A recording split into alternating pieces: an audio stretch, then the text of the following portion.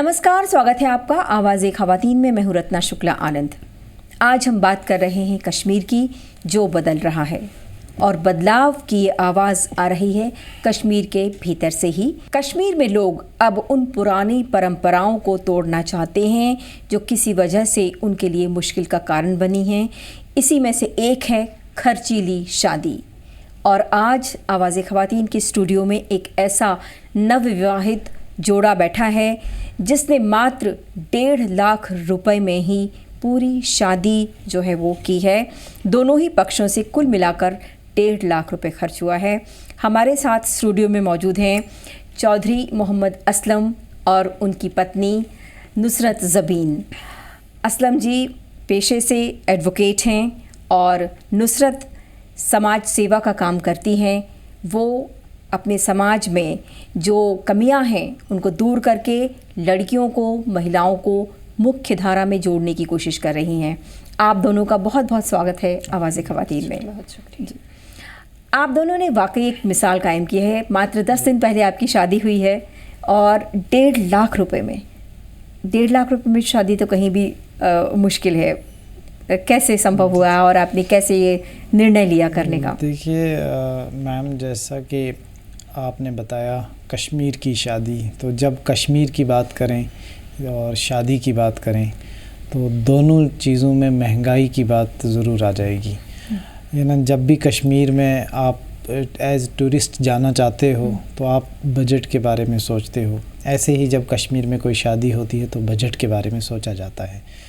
लेकिन जिस समाज से मैं आता हूँ गुजर समाज है और ट्राइबल कम्युनिटीज़ में शादियाँ बड़ी ही सादगी से हुआ करती थी। पिछले कई सालों से इस चीज़ को बदला गया और जो ट्राइबल पॉपुलेशन पढ़ी लिखी है, जो मुलाजमत पेशा है, जिनका जो वेल सेटल्ड हैं, उन्होंने वही रस्म रवाज अपनाए जो बाकी सोसाइटीज़ के अंदर, बाकी कम्युनिटीज़ में अपनाए जाते थे, जिससे इनका शादी की जो एज होती है उसका बढ़ जाना, फर्टिलाइजेशन के इश्यूज़ या मेंटल हेल्थ के इश्यूज़ और बाकी इस तरह की कई चीज़ें हैं जिनको हम समाजी बिद्दात या समाजी बुराई कह सकते हैं। और अगर मेरा बस चलता तो मुझे लगता है मैं 50,000 के बजट में शादी कर सकता था। अच्छा। तो जो हमारा मज़हब कहता है कि आप अपनी औकात, अपनी कमाई, अपने रहन सहन, अपनी हैसियत के मुताबिक महर अदा करके बिल्कुल इजाब और कबूल दो लोगों के सामने करें तो ये निकाह हो जाता है। तो जब महर की अदायगी होती है, 2 गवाह होते हैं, वली की इजाज़त होती है, तो निकाह 5-6 लोगों के दरमियान में ही हो जाता है। तो फिर 500, 300, 200 गेस्ट्स बुला के उनको शादी के साथ जोड़ के दावत करने का कोई मतलब नहीं रहता। उससे शादी का जो सुकून होता है, जो लज्जत निकाह होती है, उसमें भी कहीं ना कहीं नुकसान पैदा होता है। एक बेकरारी सी, टेंशन, डिप्रेशन, बाकी कई चीज़ें हैं कि यानी at the time of marriage आप खुशी को संभालोगे या आप हज़ारों चीज़ों की फॉर्मेलिटीज़ के ऊपर ध्यान दोगे। तो इस सब चीज़ों को मैंने जब समझा और समाज में कई तरह के इनिशिएटिव्स, सोशल एक्टिविस्ट वहाँ उठाया करते थे। मैं ख़ुद भी समाजी कारकुन रहा हूँ और एक लॉयर एक्टिविस्ट होने के नाते मैंने अपने परिवार को भी और लड़की के परिवार को भी ये कहा कि 1 रुपया भी दहेज में मुझे नहीं चाहिए, बल्कि एक जोड़े में ही लड़की जो है उसको हम लाना चाहते हैं। तो अगर इस तरह की सोच लोगों में पैदा हो जाए कि हम सिर्फ़ एक जोड़े में लड़की को लाएं, हम कम से कम पैसा शादियों में खर्च करें और जल्दी निकाह करें, या ना बलूगियत जब आ जाती है, ये प्यूबरिटी जिसे हम लीगल टर्मिनोलॉजी में कहते हैं, तो उसके फ़ौरन बाद अगर निकाह हो जाए तो हर एक एंगल से ये काफ़ी मुफीद रहता है, चाहे वो हेल्थ इश्यूज़ हों, क्योंकि लेट मैरिजेस में फर्टिलाइजेशंस के इश्यूज़ या प्री मैच्योर बर्थ और health conditions of both male and the female, इन दोनों की हेल्थ इश्यूज़ के ऊपर भी कहीं ना कहीं असरात होते हैं। तो मेरे ख़्याल से इससे बड़ी इबादत कोई नहीं है, क्योंकि हमारे यहाँ ऐसा कहा जाता है कि निकाह निसफ़ ईमान है। तो अगर आपको आधा ईमान मुकम्मल करना है तो इसको इसमें देरी नहीं करनी चाहिए और इसको जो इसके बुनियादी फ़राइज़ हैं जैसे महर है, इजाब है, कबूल है, वली की इजाज़त और मेजॉरिटी ऑफ़ द पार्टीज़ दोनों का बालिग होना ज़रूरी है। तो बलूगियत के लिए 18 साल की एज अक्सर कामन मानी जाती है, लेकिन इस्लाम में, शरीयत में इसके लिए अलग अलग कैटेगराइज़ करके फ़िक़ी जो हज़रात हैं, फ़ुक़ाह का अलग अलग ओपिनियन है, उस पर हम आज जाना नहीं चाहेंगे। तो मेरे ख़्याल से नॉर्मली अगर 18 साल से ऊपर लड़का लड़की हो जाते हैं तो उनकी शादी जो है हो जानी चाहिए सादगी के साथ, चाहे वो कोई भी समाज हो, गुजर समाज हो या फिर वो दूसरे जो जम्मू कश्मीर की सोसाइटीज़ में मुख्तलिफ़ तरह की कम्युनिटीज़ रहती हैं जी। तो सबका यही एक यूनिफॉर्म सिस्टम होना चाहिए जो काफ़ी मुफीद होगा जी। नुसरत, आपने उम्मीद की थी कि आपकी इतनी सादगी से शादी हो जाएगी? कैसा परिवार है आपका, क्या होता था, थोड़ा बताइए विस्तार से। उम्मीद तो नहीं थी इस बारे में, लेकिन बहुत खुशी हुई, सबको, घर वालों को भी खुशी हुई। तो और हमारी फैमिली भी अच्छे से मान गई, इनकी फैमिली को खुशी थी, बहुत अच्छे से हो गया।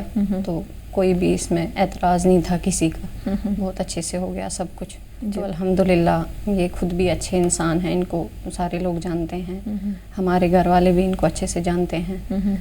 तो अच्छे से हो गया अल्हम्दुलिल्लाह। मुझे इन चीज़ों, क्योंकि इस टाइम में जो कश्मीर में चल रहा है, मतलब शादी को लेकर इतना बड़ा खर्चा आता है, इतना बड़ा वाजवान का खर्चा जाता है, और उसके बावजूद फिर मतलब दहेज का सिस्टम रहता है, वो चीज़ें सब कैंसिल। ये तो मुझे तो लग रहा है पहली बार ऐसा हुआ है, या हो सकता है कहीं कहीं मतलब ऐसा हुआ भी होगा, लेकिन अभी मुझे लग रहा है कि शुरुआत हमसे ही हुई, मुझे ऐसा फील हो रहा है। तो मैं चाहती हूँ कि आगे भी, मतलब क्योंकि हमारी कश्मीर में जब इस टाइम भी कश्मीरी शादी जो होती है उस पर 15 लाख के करीब या कहीं कहीं 20 लाख भी जाता है शादी का खर्चा। उसके बाद फिर जो दहेज का सिस्टम है उसमें फिर वो मतलब हद से ज़्यादा मतलब खर्चा होता है उसका। उस पर फिर लड़कियों को फिर जब आगे ससुराल में जाती हैं फिर आगे और भी प्रॉब्लम्स होती हैं उनको, मतलब फिर खुदकशी मतलब जिसकी वजह से वो करती हैं फिर अक्सर लड़कियां। ये तो पूरे हिंदुस्तान में भी हो रहा है इस टाइम, तो और कश्मीर में भी इस टाइम मतलब लड़कियों की अगर उम्र देखें हम तो 40 से भी क्रॉस 40-45 है इस टाइम हमारे आसपास में। मतलब अगर मैं अपने चरार शरीफ की बात करूं, मतलब अपने डिस्ट्रिक्ट की बात करूं बडगाम की, तो या श्रीनगर में इस टाइम में, या यहाँ हमारे पूरे बडगाम डिस्ट्रिक्ट में, तो इस टाइम तो 40 बहुत सारी ऐसी लड़कियां हैं कि 50% से ज़्यादा ही कुछ लड़कियां ऐसी हैं कि जिनकी मतलब शादी अभी तक नहीं हुई है। और मतलब मेन रीज़न क्या है, वो इसी मतलब दहेज का मसला है। मतलब इतना ज़्यादा बड़ा खर्चा आता है, उसकी वजह से वो नहीं कर पाते हैं। सारे लोग एक जैसे नहीं होते हैं, कुछ लोग कर लेते हैं, बाकी के जो गरीब लोग हैं उनके लिए बहुत मुश्किल हो जाता है ये। तो वो लड़कियां फिर मतलब बेचारी, उनको बहुत सारी प्रॉब्लम्स आती हैं इसमें। तो इसलिए ये बहुत ही अच्छा हो गया, मतलब सारे हमारी फैमिली तो सारा कुंबा हमारा ख़ानदान इसमें खुश है और ये भी खुश हैं, क्योंकि इस टाइम तो समाजी बुराई, सबसे बड़ी बुराई तो मुझे लग रहा है समाज में इस टाइम यही है। तो उसकी वजह से फिर डिप्रेशन में आ जाते हैं बहुत सारी लड़कियां, लड़के भी डिप्रेशन में आ जाते हैं। तो लड़की वालों की तरफ से भी डिमांड होती है, लड़के तो आजकल वो क्या करते हैं कि अगर श्रीनगर में देखा जाए तो लड़के यहीं से लड़की को लिस्ट बना के, एक पूरी बड़ी लिस्ट बना के भेजते हैं कि आपको ये चीज़ें लानी है, मतलब सारी जो ज़रूरियात की घर में जो चीज़ें नहीं होंगी लड़के को तो वो लड़की से मांगते हैं। उसके बाद भी फिर वो शादी कामयाब रहे या ना रहे वो फिर अल्लाह के हाथ में है, ऊपर वाले के हाथ में है वो। तो क्योंकि शुरुआत से ही पहले मतलब वो जब परेशानी आ जाती है उसमें, तो ये चीज़ें बहुत जी प्रॉब्लम बनती है। असलम जी, आपने ये बहुत ही एक तरह से मिसाल पेश की है समाज के सामने, और पूरे हिंदुस्तान में ही इस तरह की दिक्कतें हैं। पर हाँ, शुरुआत जहाँ से हो जाए वही बहुत अच्छा है। ये बताइए कि जैसे आपने बताया कि 15-20 लाख रुपए खर्च होता है, वाजवान जो है एक बहुत बड़ा उसमें एक मसला होता है, इसके बारे में थोड़ा बताइए, क्योंकि पहले भी इसके खिलाफ मुहिम चलती रही है जी। वाजवान के खिलाफ। असल में सीधी सी बात है कि जब तक ना मैं अपने आप से कोई चीज़ शुरू करूं तो मुझे नहीं लगता कि किसी और को कहने से उसका असर होगा। तो जब मैंने खुद शुरुआत की है कि मैं एक पढ़ा लिखा वकील हूँ, पढ़ा लिखा समाज गुजर समाज से आता हूँ। गुजर समाज में लिटरेसी रेट काफ़ी कम है जम्मू का, स्पेशली कश्मीर प्रोविंस में। और जहाँ मैं रहता हूँ एक्चुअल लाइन ऑफ कंट्रोल उड़ी से भी पीछे एक गांव है बाड़न सिंह तुंग, तो आज तक ना वहाँ लाइट है ना स्कूल बना है, कोई फैसिलिटी नहीं है, जो कि सलामाबाद से भी मेरे ख्याल 50 किलोमीटर की दूरी पे है। तो कुछ इंतज़ामात करके हमने अपनी एजुकेशन पे ध्यान दिया। मेरा एक भाई टीचर है, एक मेरा कज़न इंजीनियर है, तो हमारे परिवार में डॉक्टर, इंजीनियर, एडवोकेट्स पैदा हुए। तो अब हम दिल्ली तक पहुँचे हैं। मेरा एक ब्रदर ONGC में है, जॉब करता है, मुंबई में है वो।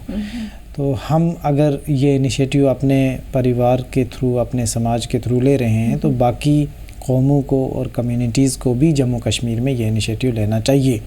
अगर आप किसी की ज़िंदगी को बचाना चाहते हो, अगर आप किसी को डिप्रेशन से निकालना चाहते हो, अगर आप प्रीमैच्योर बर्थ को रोकना चाहते हो, अगर आप तमाम उन डिजीज़ को रोकना चाहते हो जो लेट मैरिजेस की वजह से या मैरिजेस ना होने की वजह से होती है, तो मुझे लगता है कि फिर आपको ये इनिशिएटिव लेना होगा। और इसकी सबसे बड़ी वजह जी बताएं। मैं आवाज़ ख़वातीन के इस मंच से एक मैसेज देना चाहूँगा जम्मू कश्मीर के युवाओं को, स्पेशली ख़वातीन को, कि अगर एक औरत तालीम हासिल करती है तो पूरी कौम तालीम हासिल करती है, क्योंकि औरत की गोद में जो बच्चा पलता है उसको वहीं से लर्निंग का पहला प्रोसेस स्टार्ट होता है और वो मौका वहीं से मिलता है। जैसी तरबियत माँ बच्चे को देती है वो उम्र भर उसी को फॉलो करता है, जैसे हमें अपने परिवार ने दी है कि आप पढ़ाई पे ध्यान देना, आप नेक रस्तों पे चलना, आप सादगी से ज़िंदगी जीना, और आप दुनिया में सबसे ऊंचे मुकाम जो होते हैं उनको हासिल करने के लिए जद्दोजहद करना। और हम सबको, चाहे हम गुजर समाज से आएँ, चाहे हम गरीब परिवारों से आएँ, ये सोचना चाहिए कि हमारे ही कश्मीर का एक डॉक्टर शाह फैसल, जो कश्मीर का पहला IAS टॉपर था, उसने एक मिसाल कायम की 2009 में, और एक गांव से निकल के सबसे मुश्किल IAS की स्टडी करके उसने पहला नंबर हासिल किया। ऐसे ही हमारे यहाँ शाहिद चौधरी साहब हैं, शाह फैसल से पहले वो इस IAS की सर्विसेज में आए, जो अभी सेक्रेटरी ट्राइबल हैं। ओपन मेरिट में उन्होंने IAS क्वालिफाई किया, टॉप 50 में अपना रैंक लाया। तो इसी तरीके से मैं हूँ कश्मीर प्रोविंस में, नामी वकला में मेरा नाम शुमार होता है जो गुजर कम्युनिटी से आते हैं। आप उड़ी के कोर्ट से अगर शुरू करेंगे तो हर डिस्ट्रिक्ट के कोर्ट का वकील ही नहीं, बार प्रेसिडेंट ही नहीं, बल्कि जजेस भी मुझे बाय नाम जानते हैं। तो जाहिर सी बात है उसके पीछे कोई मेहनत और शौक़ रहा होगा, और होंगी आपकी। जब वो शौक़ था तो तभी मैं अपनी मंजिल हासिल करने में मौका मिल गया। और इसी तरीके से मैंने ज़िंदगी का एक इम्पॉर्टेंट स्टेप जब लेना था तो मैंने सोचा ये भी मिसाली होना चाहिए, तो मैं मिसाली नौजवान बन के इसको एक इनिशिएटिव के तौर पे ले रहा हूँ। वाकई बाकी नौजवानों को आपके रास्ते पे, आपके दिखाए रास्ते पे चलना चाहिए, और आपने ये जो मिसाल कायम की है उसको फॉलो करना चाहिए। नुसरत, आपसे जानना चाहेंगे कि जिस तरह से आपने बताया कि इतनी परेशानियाँ होती हैं, लड़कियों की जो उम्र है 40 और 45 साल जो है वो क्रॉस कर गई हैं शादी की वजह से, ये जो शादियों में होने वाला खर्च है, ये इसकी सबसे बड़ी वजह है? ये इसकी सबसे बड़ी वजह है, जो मतलब इतना ज़्यादा खर्चा आता है शादी का, तो इसी की वजह से तो होता है। कुछ लड़कियां मत रह जाती हैं, मतलब 45 साल भी क्रॉस कर जाती हैं। उसके बाद फिर अगर किसी की शादी हो भी जाए तो उसको फिर आगे मतलब प्रॉब्लम होती है, किसी का बच्चा नहीं बनता, उसकी वजह से किसी का डिवोर्स हो जाता है, या फिर डिप्रेशन में रहती है, वो भी एक वजह बनती है। जिनके घरों में एक नहीं अगर ज़्यादा बेटियां हैं तो उनके लिए तो बहुत मुश्किल होता होगा। वो वाकई बेटियों को बोझ समझते हैं। अगर किसी को 3 बेटियां हैं या 2 बेटियां हैं, एक की शादी पे जब खर्चा आ गया 15 लाख का, दूसरी की उसके लिए भी 15 लाख ढूंढने हैं, फिर तब जाके उसकी शादी होगी। तब तक वो वेट करेगी जब तक ना घर वालों को और कोई इंतज़ाम हो जाए पैसे का। तो उसमें भी मतलब ये भी बहुत बड़ी वजह है कि मतलब एक बाप जो बेटियों का 3 बेटियों का या 2 बेटियों का बाप है, वो कितने मुश्किलात से गुजरता होगा, उसको कितनी मुश्किलात पेश आती होंगी। ये तो हम खुद मतलब देखते भी हैं अपनी आंखों से कहाँ पे क्या प्रॉब्लम्स आती हैं। तो आगे जाके फिर जब किसी का डिवोर्स हो जाता है, उसमें फिर दूसरी शादी के लिए फिर वो खर्च, एक तो वो खर्चा एक हो गया, फिर अगर सबसे पहले उसको वो ताना मारेंगे कि मतलब ये इसका डिवोर्स ऑलरेडी हुआ है, सोशल अब इसकी अब इसकी शादी कहीं हो नहीं पाएगी, क्योंकि सबसे पहले तो उसके साथ कोई शादी करता ही नहीं, करने के लिए रेडी होता ही नहीं है। तो अब इस वक्त में मतलब लड़कियों के, अब कोई लड़की है जहाँ पे मतलब बहुत सारी प्रॉब्लम्स आती हैं इसी की वजह से, जो खर्चा, इतना बड़ा खर्चा आता है ना वाजवान पे। अगर कश्मीरी वाजवान, तो वाजवान के बारे में थोड़ा बताइए उन लोगों को जो कश्मीर को नहीं जानते, जो वाजवान को नहीं जानते, वो थोड़ा बताइए। वाजवान का इतना बड़ा मसला आता है। वाजवान मतलब जो खाना होता है, कश्मीरी खाना जो होता है, जो दावत होती है, कश्मीर का वाजवान जो है ना, ये सिर्फ उसको नहीं कहते कि जो वहाँ की शादी पे खाना खाया जाता है, बल्कि कश्मीरी वाजवान डिश का नाम है, जिसमें रिश्ता, कबाब, गोश्ताबा, शामी कबाब, तो इस तरह करके अब तो इसको ज़्यादा से ज़्यादा बढ़ाते चले जा रहे हैं। पहले जब होता था, मैं जब छोटा था, तो रिश्ता, कबाब, गोश्ताबा और पालक और इस तरीके से 5-6 सब्जियां होती थी शादी के मौके पे जब खाया जाता था। लेकिन अभी इसको जितना ज़्यादा बढ़ाते हैं परिवार, उतना अपना शान समझते हैं, लेकिन ये बहुत बड़ी बिद्दत है और दिखावा हो गया ना, जो दिखावा है बहुत ज़्यादा नुकसानदेह साबित हो सकती है। आने वाले दौर में कहीं जाने इन चीज़ों से जा सकती हैं और एक पूरी नस्ल डिप्रेशन का शिकार हो सकती है।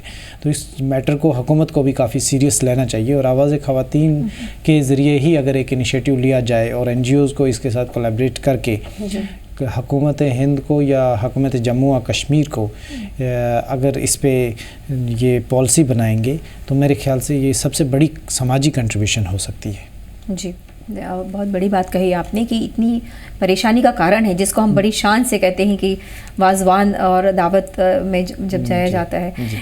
नुसरत, आपसे जानना चाहेंगे कि क्या लड़कियां अगर पढ़ लिख जाएं, आगे बढ़ जाएं, तो इन सब समस्याओं से छुटकारा मिल सकता है? बिल्कुल मिल सकता है। अगर लड़कियां मतलब पढ़ी लिखी होंगी तो वो इस चीज़ से बिल्कुल इनकार करेंगी, वो अपने फैमिली जो है उनको समझाएंगी, भले ही क्यों ना उसकी फैमिली पे मतलब इतना बड़ा असर हो, दबाव हो, प्रेशर हो पीछे से, लेकिन वो समझाने की कोशिश करेंगी अपनी फैमिली को। जब खुद एक लड़की पढ़ी लिखी होगी तो वो सारी चीज़ें समझेगी, ये सारी चीज़ों को लेकर आगे चलेगी।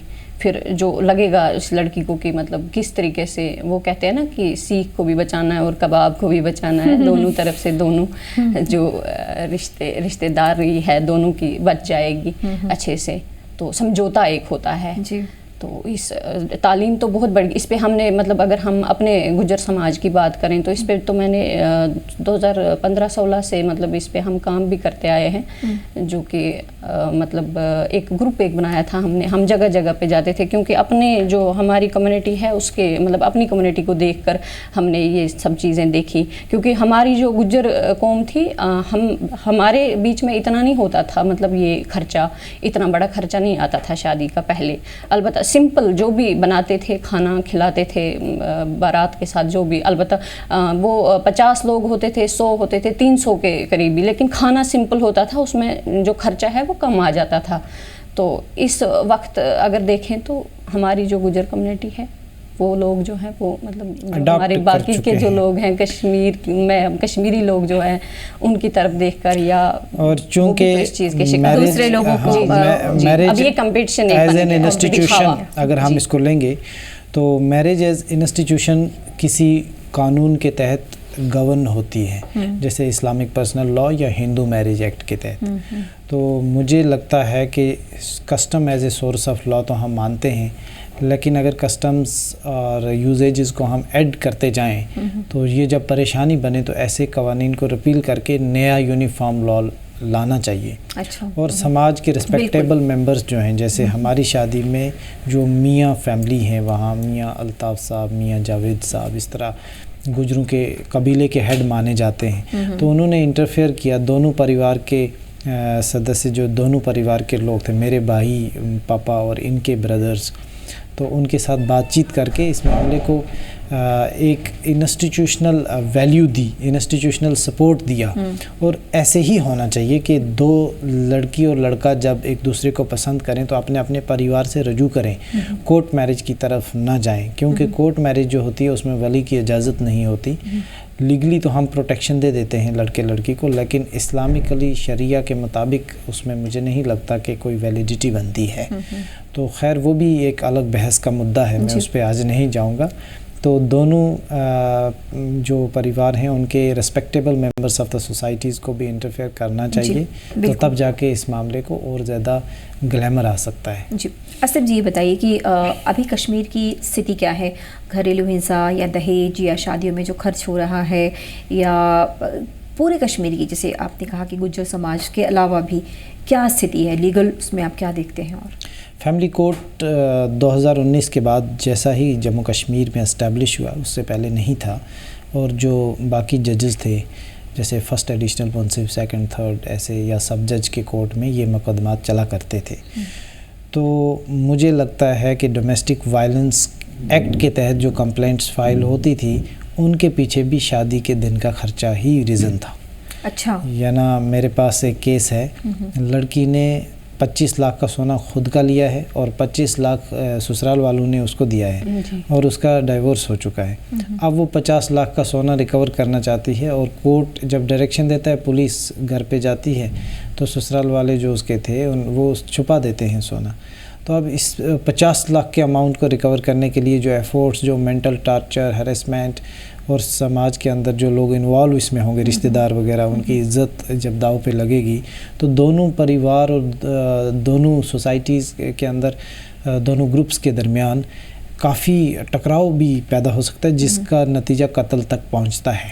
बिल्कुल। तो मुझे लगता है कि अगर हम इस सारी चीज़ों के पीछे की जड़ को ही ख़त्म कर दें, कि जो इस्लाम में या हिंदू मज़हब में या सिख मज़हब में या ईसाई मज़हब में जो बुनियादी इंग्रेडिएंट्स ऑफ मैरिजेस हैं, उन्हीं को अगर हम कंप्लीट करें और उसके बाद सेलिब्रेशन आप करते जाओ, जैसे पिछले एक हफ्ते 10 दिन से मैं दिल्ली में सेलिब्रेट ही कर रहा हूँ, तो मुझे नहीं लगता कि मेरी शादी के बाद जो है वो सादगी कहीं दिख रही है, लेकिन इसका असर नहीं पड़ रहा है। असलम जी, ये जिस तरह से आप बात कर रहे हैं, ये चूँकि इतनी आसान इसलिए लग रही है क्योंकि आप एक अच्छे व्यक्ति हैं, जो अपनी शादी को आपने सादगीपूर्ण तरीके से किया, शादी चलाएंगे, क्योंकि आप पूरी ईमानदारी के साथ इसमें। लेकिन बहुत सी लड़कियां ऐसी हैं जो हम देखते हैं, ख़ास तौर से अगर हम मुस्लिम समाज की बात करें, चूँकि वहाँ पॉलीगैमी भी है अभी, तो वो उस तरह की परेशानियाँ भी हैं जहाँ ये नहीं मालूम लड़की को कि शादी कितने दिन चलेगी या ये होता है। तो बहुत ज़्यादा बदलाव की ज़रूरत है। इसकी शुरुआत कैसे होगी, कैसे किया जाएगा इसको? शुरुआत एजुकेशन से होगी, और लिटरेट होना मुझे लगता है एजुकेट होने से थोड़ा सा अलग होता है। तो अगर मैंने लॉ की डिग्री ली है और मैं वही चीज़ कह रहा हूँ जो आम व्यक्ति कहता है, तो मुझे लगता है फिर मेरी पढ़ाई, मेरी डिग्री बेकार है। बल्कि हमें समझदार बन के समझदारी से काम लेना होगा, और ख़ुद as an advocate, as doctor, as social activist initiative लेना होगा। और जाहिर सी बात है कि आज अगर मैं किसी की बेटी को ला रहा हूँ, तो कल हमारे परिवार की बेटियों की भी शादी होगी, तो सेम यूजेजेस, कस्टम्स और रूल्स उस वक्त भी अप्लाई होंगे। तो क्यों हम सब मिलकर अपनी ज़िंदगियों को डिप्रेशन के अम्ब्रेला के तले ला रहे हैं? हम सबको खुशी से जीना चाहिए। लाइफ इज़ ए सेलिब्रेशन, तो इस ज़िंदगी को सेलिब्रेट करना चाहिए। एजुकेशन ही एक चीज़ ऐसी है कि जो इस चीज़ को बदलाव ला सकती है, और एजुकेशन की वजह से ही मतलब पढ़ी लिखी लड़कियां और लड़के जो हैं, और इसके साथ साथ सही सोच होना ज़रूरी है, क्योंकि जब वो सही सोचेंगे तो फिर ही वो अपने आप को बचा सकेंगे, आगे चल सकेंगे, आगे बढ़ सकेंगे। तालीम एक बहुत बड़ा बदलाव ला सकती है इसमें। अभी कहाँ, कितना दूर है ये मुकाम, इस मुकाम तक पहुँचना? अभी अगर मैं अपने गुज्जर कम्युनिटी की बात करूं तो क्योंकि ज़्यादा तालीम का नहीं था मतलब सिस्टम, अब है कि मतलब ठीक जा रहा है, अच्छा बदलाव हो रहा है, लड़कियों आ रहा है बदलाव, अल्हम्दुलिल्लाह आ रहा है बदलाव। लेकिन अभी भी बहुत ज़रूरत है कि मतलब अवेयर करने की बहुत ज़रूरत है, मतलब अपने गुज्जर समाज में हमें लोगों को, उसके लिए हम काम भी कर रहे हैं। मैं तो 2015-16 से इसके लिए मतलब हम जगह जगह पे जाते थे, ग्रुप बनाते थे, हम जाते थे एक जगह दूसरी जगह। हमारे जो गुज्जर हैं पीछे हैं, मतलब सिटी में नहीं रहते हैं। और जाहिर सी बात है, जम्मू कश्मीर एक कॉन्फ्लिक्ट स्टेट है, तो हुकूमत की इंटरफेरेंस और सिक्योरिटी फोर्सेस की परमिशन और सेफ्टी सिक्योरिटी को लेकर के एक अपना रोल बनता है वहाँ पर। तो आमी सद्भावना के थ्रू भी कहीं awareness programme programmes, medical camps इस तरह के काम करती रहती है। ऐसे ही हुकूमत ने की पोस्ट जो हैं जैसे सेक्रेटरी ट्राइबल अफेयर्स, एक गुजर IAS ऑफिसर को और काबिल IAS ऑफिसर को रखा है जम्मू कश्मीर में। ऐसे ही हर डिस्ट्रिक्ट में DM अगर जहाँ गुजरों की पॉपुलेशन ज़्यादा होती है, जैसे बारामुल्ला को ले लो, अनंतनाग को ले लो, बडगाम को ले लो, तो अगर एक IAS ऑफिसर डिप्टी कमिश्नर वहाँ पर हो जो गुजर परिवार से हो, तो उसके पास तो इख्तियारात भी होते हैं और वो उस काम को बड़ा ही प्रोफेशनली कर सकता है। तो ये भी एक सजेशन हुकूमत को दी जा सकती है opinion makers, stakeholders and policy makers की तरफ से।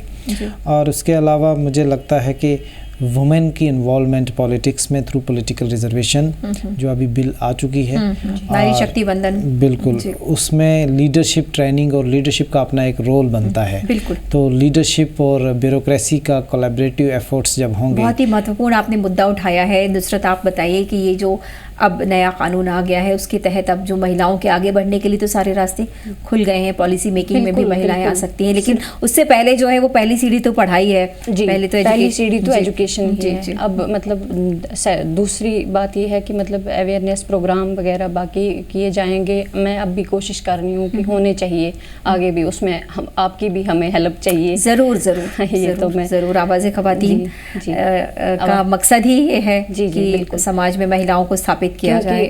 हमारी जो गुज्जर कम्युनिटी है उसकी, हमारी गुज्जर कम्युनिटी की जो लड़कियां थी अभी मतलब अभी तक तो आगे नहीं आई, अब आगे आई हैं। कुछ लड़कियां हैं मतलब राजौरी से हैं, पुंछ से हैं, कश्मीर से हैं, जम्मू से हैं, कोई लड़की आगे आ रही है मतलब काम करने के लिए। मैं औरतों की बात कर रही हूँ, लड़कियों की, तो इसके लिए काम कर रही हैं और उनके शौक़ से बाकी जो लड़कियां हैं वो जुड़ रही हैं, वो आगे आ रही हैं, वो अपने हुकूक को पहचान रही हैं कि हमें क्या करना चाहिए, किस तरह से आगे बढ़ना चाहिए। जो कि पहले होता था मतलब चाइल्ड मैरिज मतलब बहुत बड़ी, वो ये भी एक रीज़न था।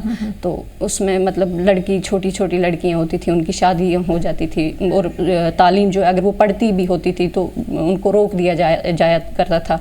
घर वालों की वजह से वो दबाव होता था कि मतलब पढ़ना नहीं है, अब बस शादी करनी है, तो बस इतना ही है, थोड़ी सी बड़ी लड़की होगी तो बस उसकी शादी होगी। लेकिन अब वो चीज़ नहीं है। अब तो मतलब माशाल्लाह लड़कियां आगे आ रही हैं, पेरेंट्स का भी सपोर्ट है और प्रोग्राम्स वगैरह। और मैंने जो सोशल मीडिया के थ्रू मतलब प्रोग्राम्स मतलब किए हैं आज तक 2015, 16, 17 में, ये मतलब इसी को लेके, क्योंकि हम अपनी कम्युनिटी को देखते थे जब बाहर कहीं निकलते थे तो अब मतलब एक गुज्जर नाम जो है ना वो मतलब बहुत हर्ट करता था। मतलब इस टाइम भी कश्मीर में जब हम मतलब पिछड़ेपन का प्रतीक हुआ करता था। बिल्कुल मतलब ऐसा है जैसा मतलब ये चीज़ मुझे बहुत ना दुख पहुंचता था मुझे इस चीज़ से कि इस गुज्जर नाम से।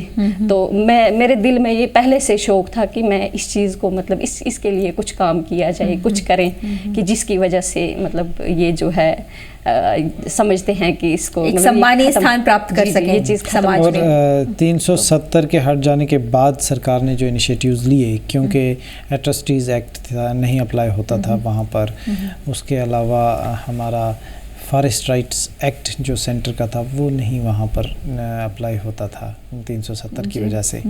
तो हुकूमत ने कुछ इनिशिएटिव इतने बेहतर लिए हैं कि अब लोग प्राउडली बोलते हैं वहाँ पे कि मैं भी गुज्जर हूँ, मुझे भी शेड्यूल ट्राइब दे दो। अच्छा, अभी वहाँ जुलूस निकाला जाता है, पगड़ी लगाते हैं, ट्रेडिशनल ड्रेस बाकी कौमें लगा रही हैं, पहाड़ी तबके से ताल्लुक़ रखने वाले। हम भी गुजर हैं, हम भी गुजर। अब तो फख्र से बोल रहे हैं सारे कि हम भी गुजर हैं। लेकिन मेरे प्राइम दिल में मिनिस्टर का विजन जो है ना ये डिलीवर ग्राउंड पे हुआ है, उड़ी में, कपवारा में, बाकी जो सरहदी इलाके करना। बहुत अच्छी बात है। जी।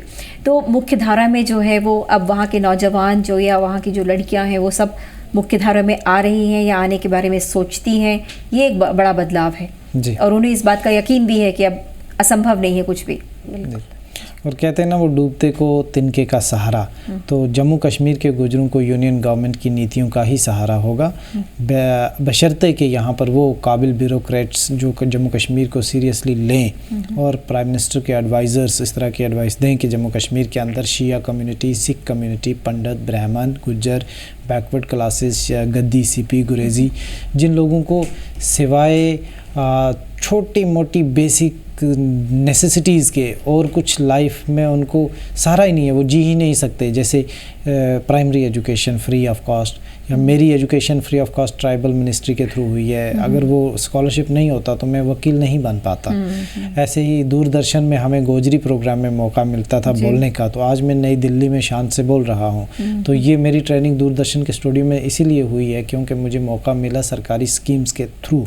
अब उन सरकारी स्कीम्स को अगर हम ग्रास रूट पे लेके अवेयर करें बाकी लोगों को, तो और भी लोग IIT में जा सकते हैं, IITian बन सकते हैं, इंजीनियर बन सकते हैं, सुप्रीम कोर्ट तक पहुंच सकते हैं। तो इससे पिछड़ा हुआ तबका जो है उसमें ग्लैमर आ जाएगा और हमारा भारत जो है वो पूरा ग्लैमराइज्ड हो जाएगा, इस सोसाइटी में और रंगत आ जाएगी। क्योंकि जम्मू कश्मीर में गोजर तबका जो है, गुजर बकरवाल का, ये बाज़ाब्ता खूबसूरती का एक हिस्सा है जिसको अक्सर इग्नोर किया जाता था।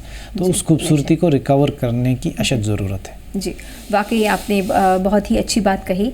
और मुझे लगता है कि जिस तरह से आपने शादी करके ये जो 1.5 लाख रुपए में आपने सिर्फ बहुत छोटे से खर्च में आपने शादी की है, ये वाकई एक मिसाल है और पूरे हिंदुस्तान के लोगों के लिए ये एक मिसाल है। क्योंकि दहेज जो है वो वाकई एक बहुत बड़ी समस्या है, शादियों में जो होने वाला अनाप शनाप खर्च है। तो ये जो आपने शुरुआत की है, मैं उम्मीद करती हूँ कि कश्मीर के बाकी लोग भी जो है और पूरे हिंदुस्तान के लोग इसको जो है वो अपनाएंगे। और जहाँ तक ये जो बात है कि अब लोगों को अवेयर करने की ज़रूरत है छोटे छोटे कार्यक्रमों के द्वारा, वो ज़रूर हम सब मिलके करेंगे। और पूरी उम्मीद है कि सभी लोग जो हैं, हमारे सब कश्मीरी भाई जो हैं और जो लड़कियां हैं, वो मुख्य धारा में आएंगी और बिल्कुल नीति निर्धारण में भी जमकर हिस्सा लेंगी। शुक्रिया।